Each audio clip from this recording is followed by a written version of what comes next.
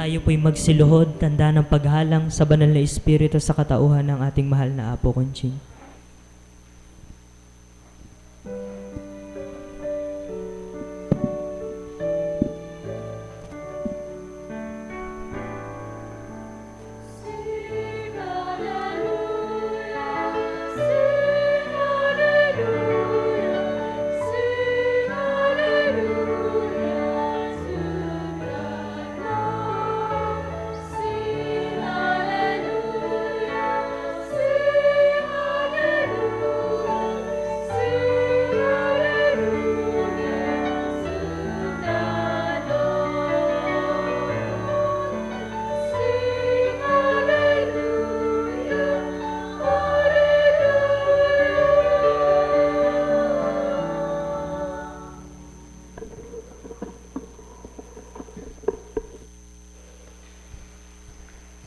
Sumainyo ang kapayapaan. Kay buti na Ama, sadyang kay dakila niya. Sino nga ba ang nagbibigay, nagdudulot ng lakas at tibay? Saan kinukuha ang niluluwal sa labi ng tao? Sa bibig niya, makapananambit ba ang sinuman kundi loloobin ng Ama? May bubuka ba ang bibig niya kundi kalooban niya? Kaya ang bawat katauhan, sa kanya nagmumula ang lahat ng napakahirap gawin ng tao sa lupa.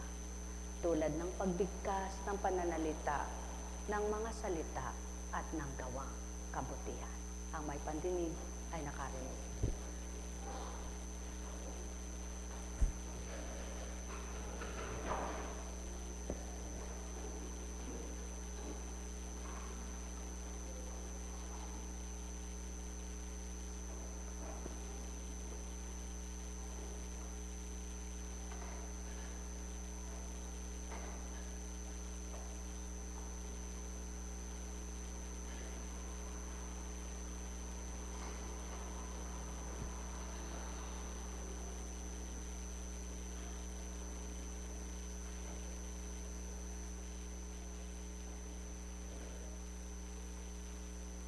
Sa banal na aklat, ang mga mambabasa, sumisipi sila, sinisipi nila ang nababasa. Subalit, kapag tinatasan ka at napag-aatasan ka, magkaminsan gustuhin mo mang sipian, katakatakang nalilipat kung saan ba nagmamalikmata ka. Magugunita mo na lamang, hindi ito ang binasa ko kanina. Hindi ito ang aking binuksan. Ngunit ka panipaniwala ba yaon sa iba? Hindi ito paniniwalaan ng tao. Lalo tigit yaong hindi nagtitiwala sa Espiritu. Ngunit at pasubali, napapatotohanan ng Ama ang pagkilos ng Espiritu niya ay kaiba sa pagkilos ng tao. Naranasan niyo na ba na hindi naman kayo malilimutin? Itinabi niyo itong bagay na ito, inilantad niyo itong bagay na ito, subalit, yung itinabi niyo, bakit di niyo makita? Yung nilantad niyo na, bakit di niyo makuha? Umisa nagkakamali kayo sa palagay niyo ay eto.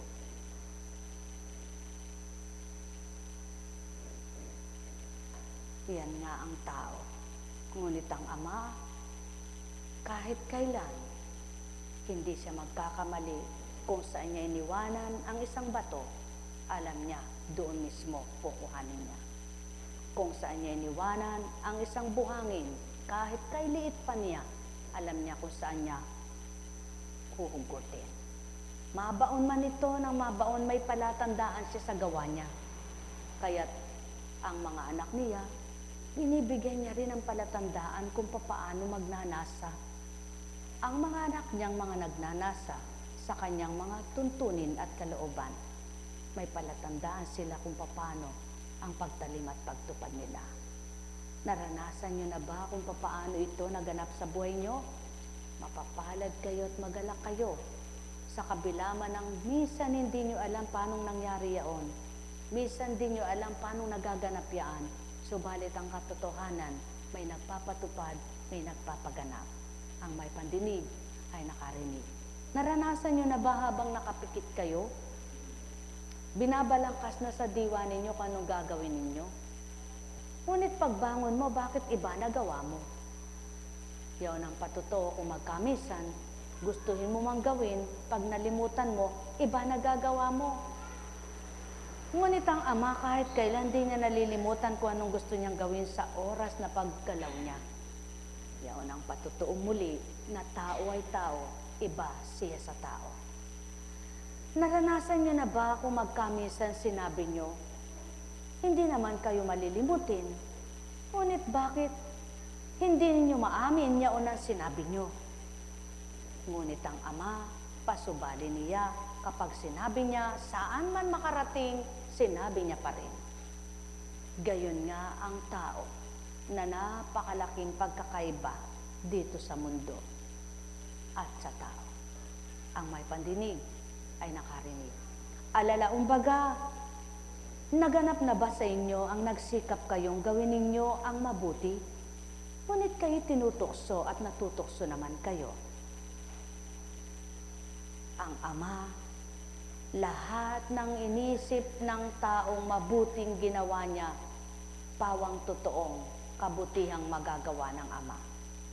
Sapagkat hindi nagbabago ang kanyang panukala at gawa, noon ngayon at magpakailanman, mabuti pawa ang lahat ng kanyang gagawin sa lupa. Nagawa na ba ninyo ang kayo nagbasa? At minimorya ninyo pagkatapos ay hindi nyo maisabuhay? Hindi siya nagbabasa. Wala siyang binabasa at di siya magbabasa sapagkat sa kanya nagmumula ang lahat ng binabasa ng tao. Ang lahat ng nababasa ng tao, siya ang pinagmumula ng aral at salita niya. Kaya naman ang lahat ng binitawan niyang katagat salita mula sa simula, hindi niya nakakaligtaan, hindi niya malilimutan, tandang-tanda niya lahat at di magkakabula. Kaya nga, kapag nagtiwala kayong tapat sa Kanya at minithin ninyong sundin at tupdin ang kalooban niya, nabigo man kayo sa una, ngunit nakikita niya ang pagsasakit at pagpapakasakit ninyong tupdin gawin ito, di nyo namamalayan, tinutupad niya na ang ganti ng pagpapasakit ninyo sa sarili lang alang sa pagtalima at pagsunod nyo sa kabutihan niya. Napakahirap unawain ng tao at di kayang unawain ng isip ng tao. Subalit ang mahirap para sa tao ay napakagaan niyang ipaunawa at ipabatid sa mga nagnanasang makaunawa. Kaya't ang may pandinig ay nakarinig mula sa awit. Mapalad ang taong hindi naaakit niyong masasama upang sundan niya ang kanilang payo't maling halimbawa. Hindi sumasama sa sinumang taong ang laging adhikay, pagtawanan lamang at hamak-hamakin ng Diyos na dakila. Nagagalak siyang laging magsaliksik ng banal na aral. Ang utos ni Yahweh siyang binubulay-bulay gabi man at araw. Ang katulad niya ay isang punong kahoy sa tabing batisan, sariwang dahot laging namumunga sa kapanahunan. At anumang gawin ay nakatitiyak na magtatagumpay. Ngunit ibang-ibang masamang tao, ipa ang kawangis. Siya'y natatangay at naipapadpad kung hangi umihip. Ang masamang tao ay parurusahan, hindi magmimintis. Iwawalay siya sa pagkakatipon ng mga matwid. Sa taong matwid ay itong si Yahweh ang siyang mag-iingat, ngunit kailanman ang masasama ay mapapahamak.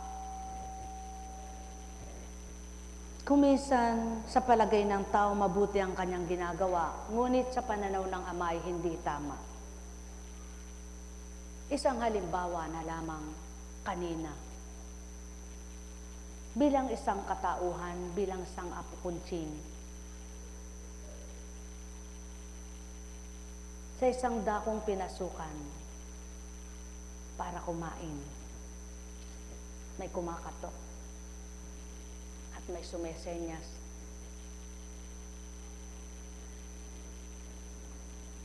Hawak-hawak ang dyaryo at sinasabing,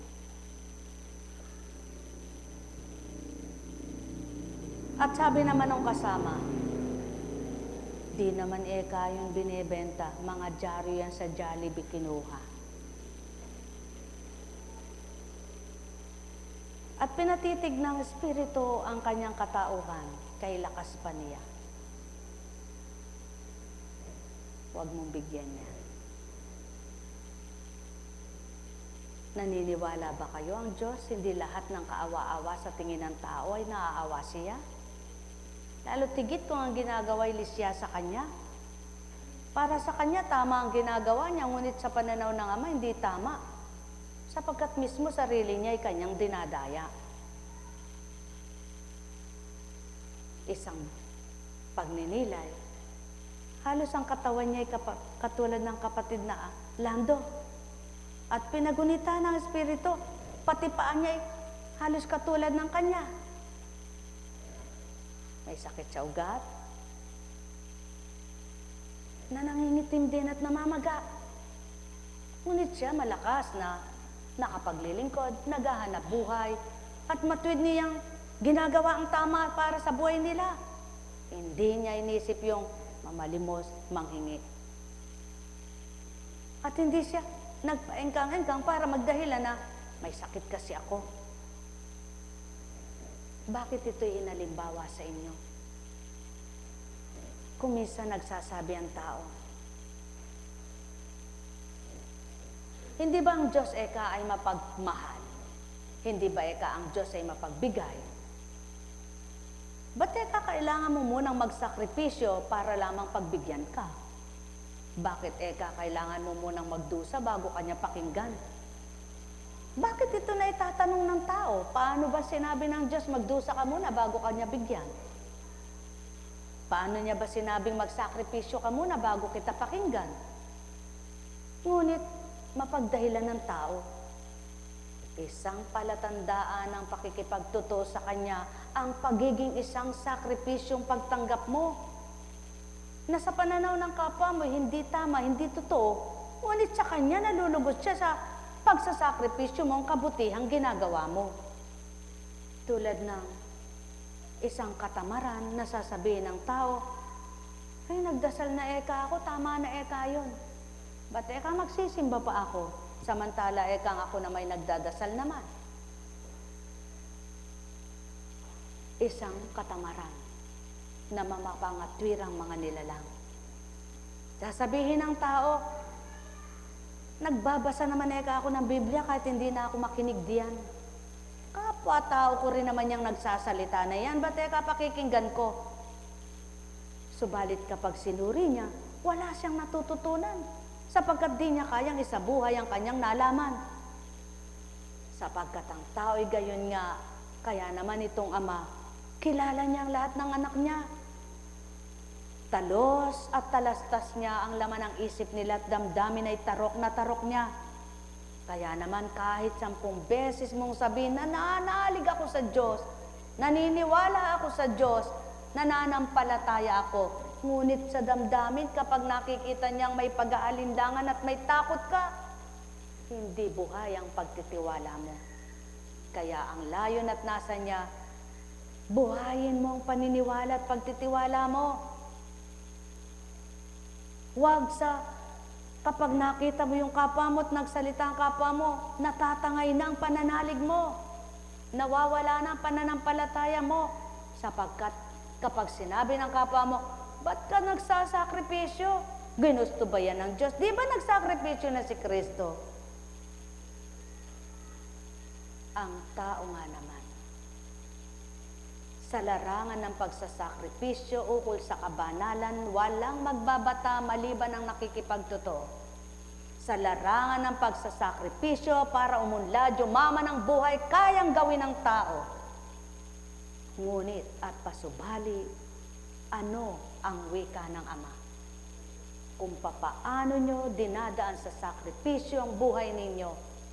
Ngunit ang hanap nyo ay pang sanlibutan at pang tao. Paano nyo kung lubos makikilala at madarama kung walang pakikipagtotoo kayo sa aking espiritu?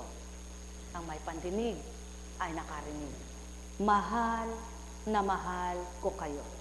Tuwiran ko ang tinuturan. Mahal na mahal ko kayo.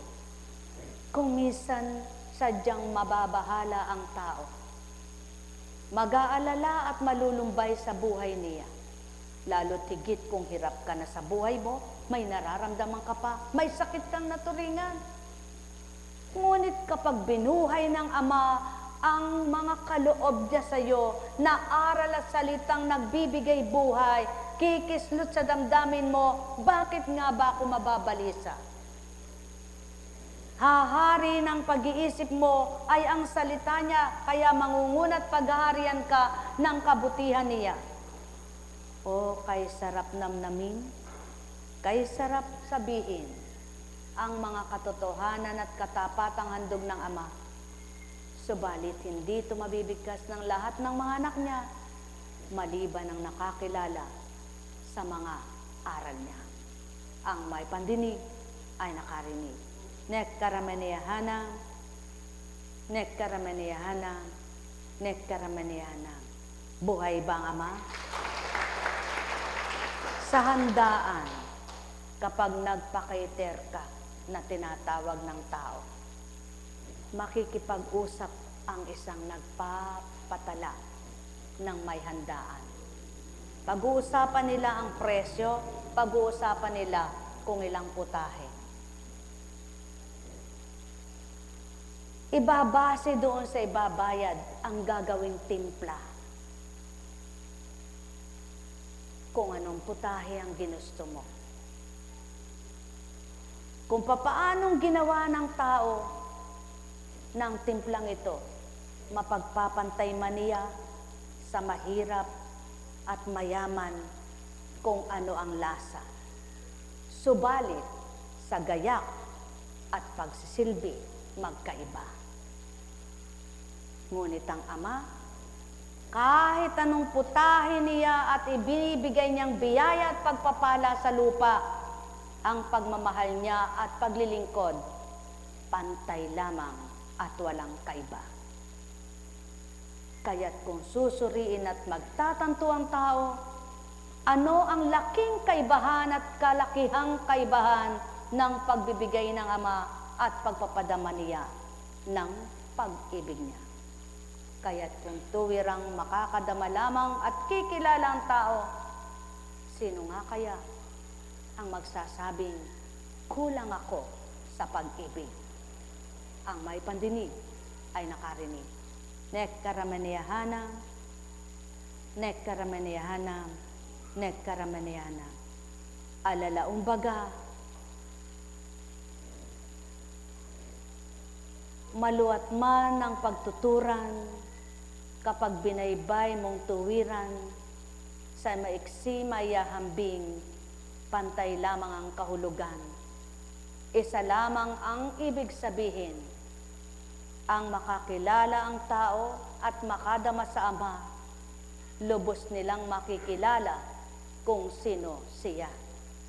Kaya't ang sino mang nagmimithing kilalanit tanggapin siya, isip at damdamin nababagot na iiba.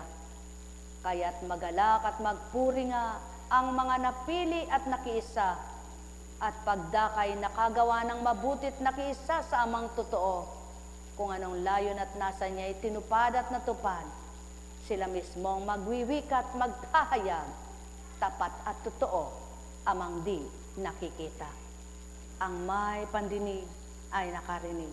Nekkarameneyahanang, nekkarameneyahanang, nekkarameneyahanang. Buhay ba ang Diyos?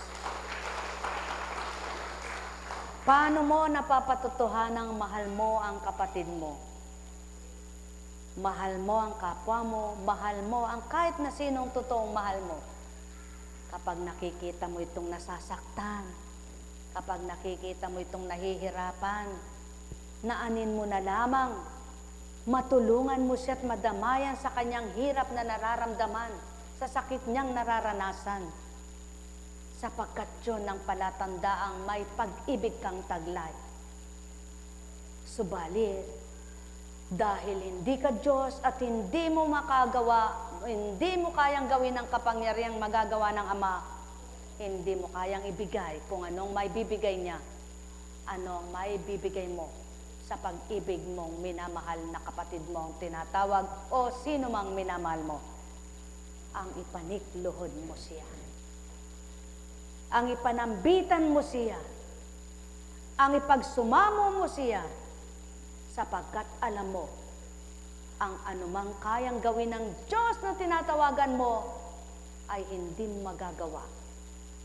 Kaya nga pagtatawanan ka ng kapwa mo, kung sa iba'y nagaganap at natutupad, ang ikaw ay makapagpatupad, makapagpaganap ng hindi nila kayang gawin at hindi nila tupdin at di nila kayang matupad at matutupad.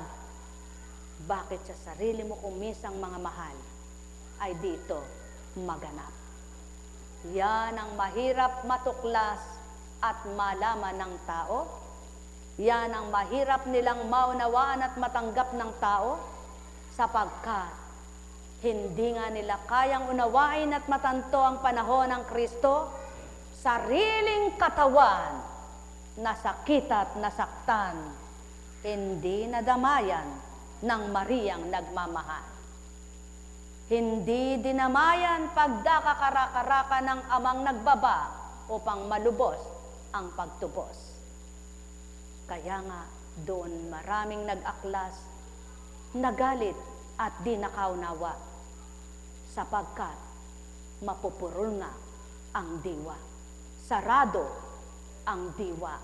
Sarado ang isip. Wala silang nahinagap man lamang pagkat sila'y makasanlibutan at makalaman. Mapapalad kayong maliwanag niyong nawawawaan, naunawaan, kung bakit kung magkamisan, ano't nagawa mo sa kapwa mo ang bagay na yaon at sa sarili mo'y di mangyari? Ano't nagawa mo sa kapwa mo ang gayon sa kapwa mo mga mahal sa buhay ay di mangyari? Ngunit di ka maaring magtanong at di ka maaring magsabi sapagkat tanging Ama ang nakababatid ng lahat-lahat. Kaya't manapa ang gawin ng bawat umiibig at nagmamahal na tapat sa Kanya magbigay lugod. Mahal na mahal ko kayo. Tuwiran kong tinuturan, mahal na mahal ko kayo. Alalaumbaga, sumainyo ang kapayapaan. Nek karamaniyahanam, nek karamaniyahanam, nek karamaniyahanam. Buhay ba ang Diyos? Naunawaan niyo po ba ang mga sinalaysay na hindi naunawaan ng isip at damdamin ng tao? Magalak po kayo at magpasalamat. Ano nararamdaman nyo kapag parang kayo'y kulang sa tulog at antok na antok? Hindi ba para kayong nalulungmod? Yung bang litang, parang lumilipad. Diyan napapatotohanan ng Ama ang Espiritu niya. Kahit litang ka, kahit parang nakalutang ka, parang wala sa sarili mo, kapag siya ang nangusap, buhay ang salita niya. Buhay bang Ama? Kaya, kung lahat lamang ay Espiritu ng Amang maghahari, walang sarado ang diwa, walang hahapay-hapay ang pananampalataya. Ang may pandinig ay nakarinig. Nek karamaniyahanam, nek karamaniyahanam, nek karamaniyahanam.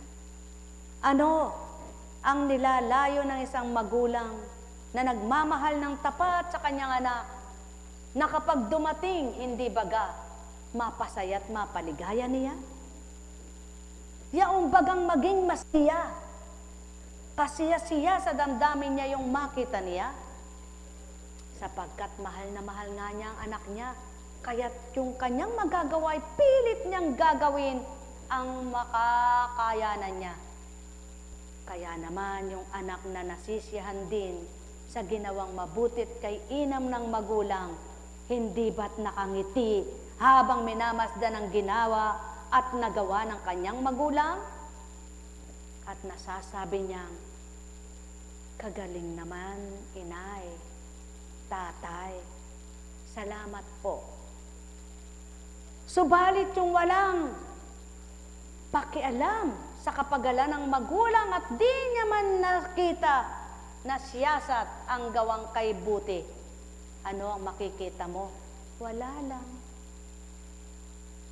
May damdamin kang magulang, kikislot sa puso mo, anong masasabi mo? Walang iya kang bata ka. Nagpakasakit ako't nagpakahirap para pagdating mo masyahan ka.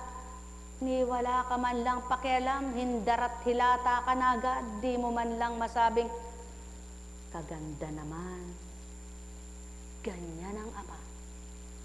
Kung lahat ng nais niyang gawin na mabuti sa mga anak niya, at lahat ay gusto niyang maibigay na sa tuwina, kung ang nakikita pa rin ay ang mga hirap at dusang dinaranas, hindi kaya masabi niyang, kaya ako niloob maranasan mo yan, para man lang masyahan ka at matuwang dumaing ka sa akin, at sabihin mo, Diyos ko at Ama ko, salamat sa pagpapala mo, at tanggap ko itong nararanasan kong ito.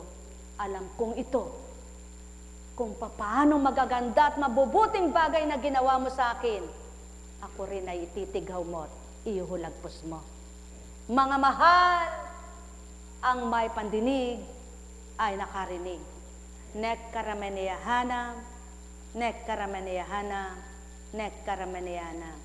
Buhay bang Ama? Tapat bang Diyos? Kaya't mula sa awit, marami ang panalangin na ituro, tulad ngayong gabi, panalangin pang gabi. Sagutin mo ako sa aking pagtawag, Panginoong Diyos na aking kalasag. Ikaw ang humango sa dusa ko't hirap, ngayon pakinggan mo sa aking mahabag. Hanggang kailan pa kaya lilibakin niyong mga tawang iyong alipin? Hanggang kailan pa nila ibigin ng walang halagay pagsisinungaling? Halaga't pagsisinungaling. Dapat mapagkuro ninyo at malaman na mahal ni Yahweh akong kanyang hirang. Dinirinig niya sa panawagan, nagagalit ka man sa laywasan, sa loob ng silid ikaw ay magnilay. Ihandog kay Yahweh, yaong wastong alay, ang pagtitiwala sa kanya ay ibigay. Ang marami riya'y yaong nagsasabi, masaganang biyaya ay buhusan kami, at pagkalooban ng habag mo, Yahweh. O Diyos, ang ligayang bagay mo sa akin, higit na dihamak sa galak na angkin, nilang may maraming imbak na pagkain at iniingatang alak na inumin. Sa aking paghimlay ako'y mapayapa, pagkat ikaw, Yahweh, ang nangangalaga. O kay sarap ng mga kaloob ng Ama. O kay sarap dumulog at dumaing sa Kanya. Ngunit, paano nga malala sa pangsarap na ito, kung di mo siya dinadam at kinikilala? Kaya upang masambit mong matwid sa Kanya, kung anong narinig na magagandang paalala, mawi ka mo man lang sa sarili mo, matwid kong binibigay sa iyo ang sarili ko. Eto ako, Panginoon, alipin ang iyong espiritu, gamitin mo sa iyong kabutihan at makatalima nawa ako. Nek karameneyahanam, nek karameneyahanam, nek karameneyahanam. Buhay ba, Ama? Buhay bang Diyos? Kung minsan, ikaw nang ginamit ng Panginoon, hindi mo paglaban yung matwid kapag ang kausap mo'y alam mong di makaunawa, hindi makadama, at hindi makatanggap. Nawa, kayong mga pinagpala, huwag naman masabing mapalad ako Mapalad ako sapagkat pinagpala ako sa mga biyayang pang-spirit, pang-physical, pang-material. Ngunit hindi sinusuri, tinatanong, gaano ka kasakit magsalita sa iyong kapwa? Gaano ka kasakit magbitaw ng mga salita sa iyong kapwa? Tunay ka kayang masasabi niyang mapalad?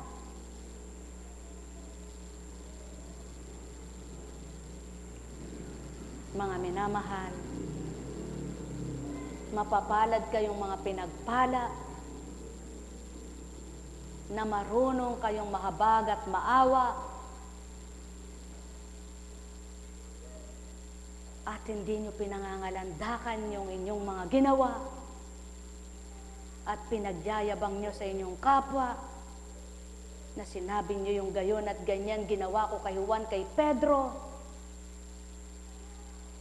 Tunay ngang mapalad kayo na matatawag. Sapagkat kung minsan masakit tanggapin ito, ngunit ito ang patotoo. Upang mapatotohanan ng lahat ng tao itong binibigkas sa harapan ninyo, saliksikin at hanapin, mababasa niyong lahat ito. Kaya mapapalad kayo, kayong nagparaya, nagmahal, at yung batid ninyo walang kakayanan. Kung magkamisan, nakakalumbay, kapatid mang naturingan, hipag mang naturingan, bayaw mang naturingan, kung ipangalandakan, ipangwento sa kapwa, gayon gayon at ganyan, nasaan kaya ang mabuting pagpapala? Matwid ba ito sa pananaw ng Ama?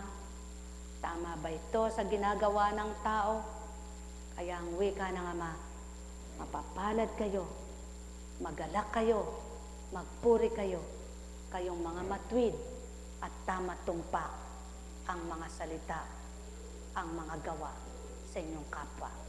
Pagharian kayo, mapuspos kayo ng ligaya, mapuspos kayo ng galak, mapuspos kayo ng tunay na kaaya-ayang damdamin at kalooban. Pagharian kayo, mga mahal ko. Nektaramaniyahanang, nektaramaniyahanang, nektaramaniyahanang. Buhay ba ang Ama? Tapat ba ang Diyos? Totoo ba ang Diyos? Opo. Sa ating gawain,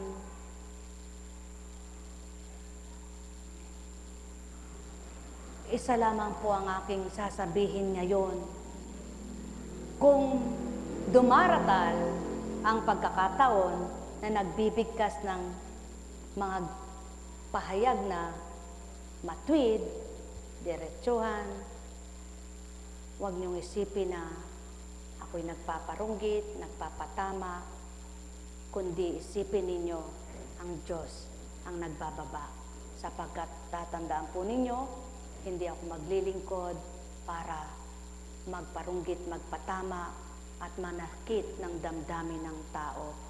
Ngunit napakahirap po na pigilin at labanan ang salitang inunukal at dinaratal sa iyo kapag kinatakutan mo ang tao at kinahiyaan mo ang tao, wika ng Panginoon, hindi ka tumalima sa akin. At yan ay patototohanan ng mga totoong lingkod, tapat na lingkod, at totoong espiritu ang nasa kanila.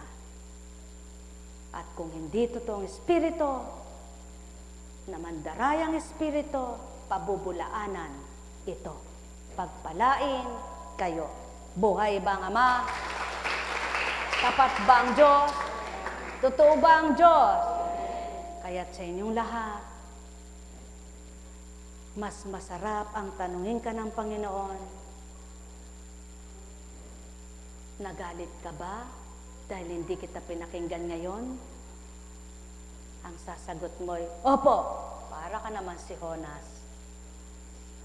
Ngunit kung matwid na sasabihin mo, hindi po, sapagkat alam ko may plano kang mas maganda. Nagdaramdam ka ba dahil nagkasakit ka?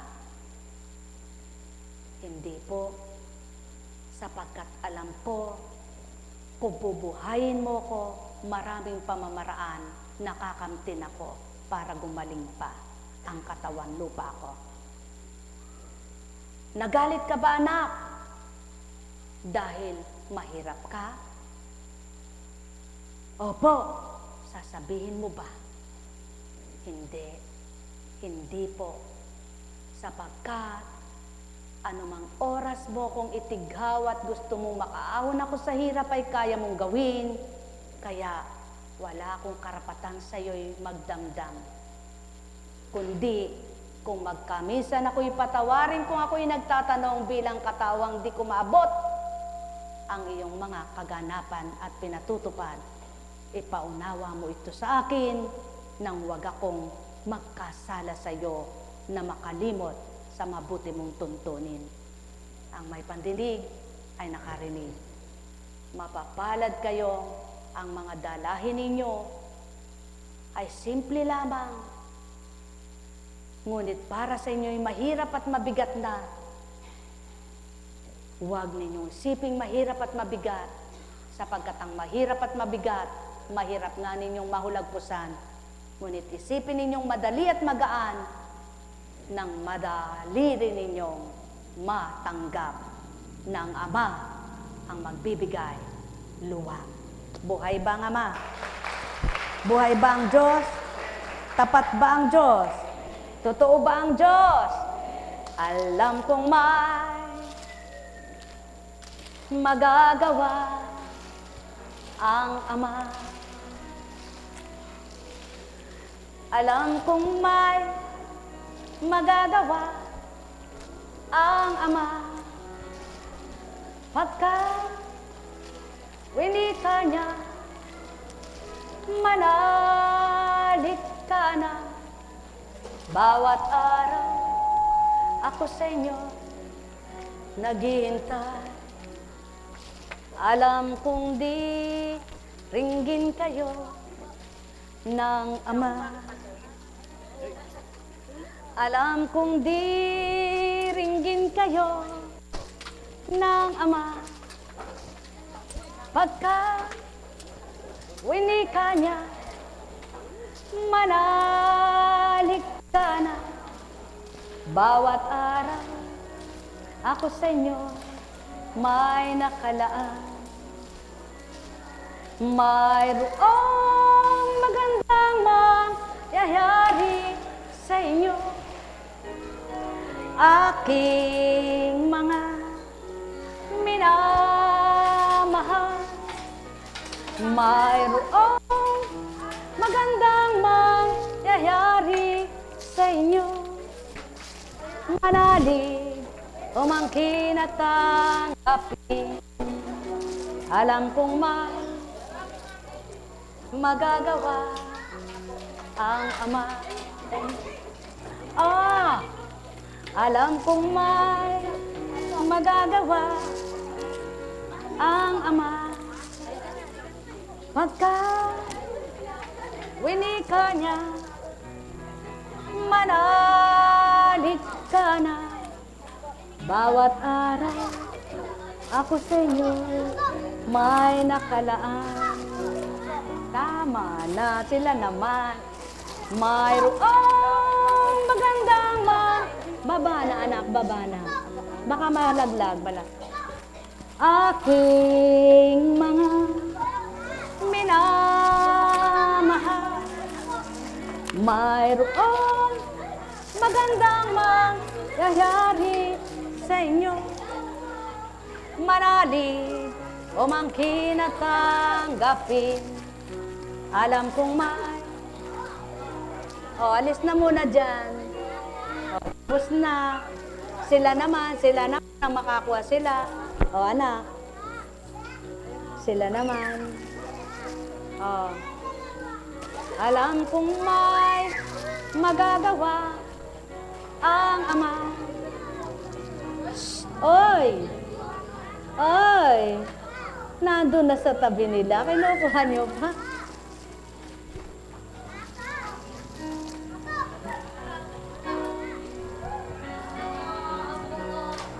Mayroong magandang mangyayari sa inyo,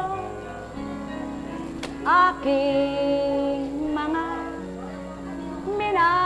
ayoko na dyan. Mayroong magandang mangyayari sa inyo, manali, umangkin at tanggapin. Talagang alam kong may magagawa ang Ama.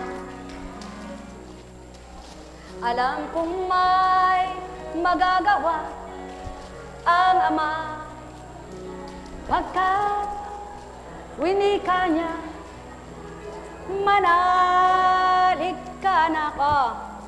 Bawat araw ako sa inyo may nakalaan. Mayroong magandang mangyayari sa inyo, aking mga minamahal. Pakiabot. Mayroong magandang mangyayari sa inyo, manalig, umangkin at tanggapin.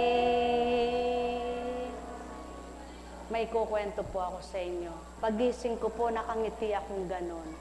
Alas 3 pala. Si kapatid na Mirna.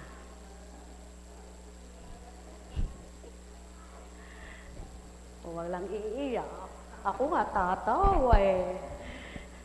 Mahal ka doon. Alam niya kasi malapit ka na mag-birthday, kaya nagpaalala eh. Sa panaginip ko po, sangiglap lang yon. Eh, ba't daw nakagitna ako sa kanila? Siya'y nakatawa. Sabi ko daw, patay ka na. Bakit nandiyan ka? Sabi ko, numiti daw siya, kakanta tayo po, awit tayo. Sabi niya, ang nalimutan ko po yung isa, alagat ko rin po eh, nalimutan ko kung sino sa kanila. Siyang maliwanag na, ginanya ko daw siya, patay ka na. Ayaw ko sa'yo, sabi ko daw. Tapos, hindi, umalis daw po ako. Kumabila ako. Eh, ba't po nung nakakita ko, nakangiti na naman siya, naka-makeup. Nag-makeup ka pa, sabi ko daw sa kanya. Yun lang po. Tapos na, nang magising pa ako, nakatawa ako, sabi ko, alam niyo po, sa dating buhay ko yon, ay hindi na po ako lalabas. Kung Diyos ko po, ba't kaya napananginip ko, patay, para kung multo, sarili ko, nakikita ko, multo. Di po ba? At po ganon. Yan ang Diyos. Pag minimithi mo, kasi siyempre po sabi ko, ay, ang sarap namang gunitain na yung pagka po umaawit.